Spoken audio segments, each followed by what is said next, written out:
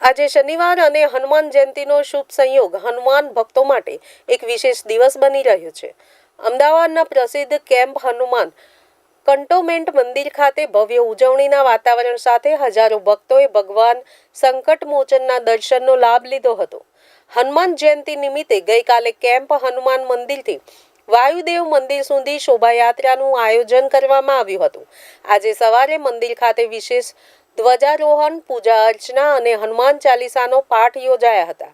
ભગવાન હનુમાનજીને 300 kilo બુંદીની cake અને 251 કિલો માવાની કેક ધરાવવામાં આવી હતી, જે ભક્તોમાં પ્રસાદ રૂપે વહેંચવામાં આવી। આજના દિવસ નિમિત્તે મંદિરમાં 15,000થી વધુ ભક્તોએ ભંડારાનું સેવન કર્યું। દિવસ દરમિયાન અંદાજે 50,000થી 60,000 લોકો દર્શન માટે પધારશે તેવી શક્યતા છે।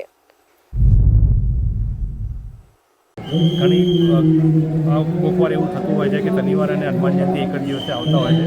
આજે એક હર્ષોલ્લાસનો એવો પર્વ છે કે એવું અનુમાન છે કે લગભગ 60,000થી 70,000 પબ્લિક આજના દિવસમાં દર્શન માટે આવશે એવું લાગે છે અને આખા જ વાતાવરણમાં હર્ષોલ્લાસ જેવું લાગે છે। હનુમાનજી એ સુંદરકાંડમાં બી એવું કહેલું છે કે કોઈ કાજ મોય હર્ષ વિશેથી, કે જો તમને ઉલ્લાસ અને આનંદ થતો હોય તો બધા જ કામ બહુ સારી રીતે થાય છે। બહુ સારી રીતે ઉજવાઈ રહ્યો છે પર્વ। સવાલ છે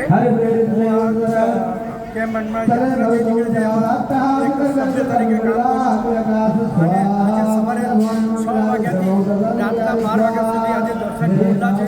સવારે 10 વાગે દૂધનો કેક અને બુંદીનો પ્રસાદથી અને ભગવાનનો અને જન્મોત્સવ ઉજવવામાં આવેલો અને આજે રાતે આખો દિવસ દર્શન ચાલુ છે અને હનુમાન જયંતિ નિમિત્તે અને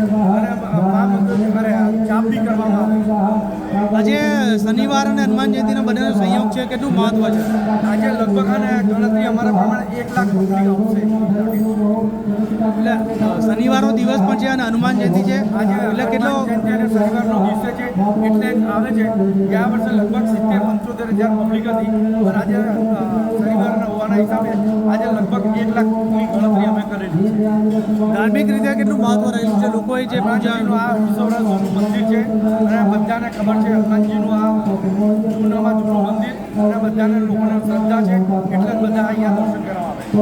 કેમ હનુમાન મંદિરમાં કયા પ્રકારનું આજે ભગવાનની આરતી થતી હોય છે? જયંતિના દિવસે લગભગ 15,000 જણનો જમવાનો ભંડારો કરવામાં આવેલો છે અને આખો દિવસ આજે પ્રસાદ વહેંચવામાં આવશે।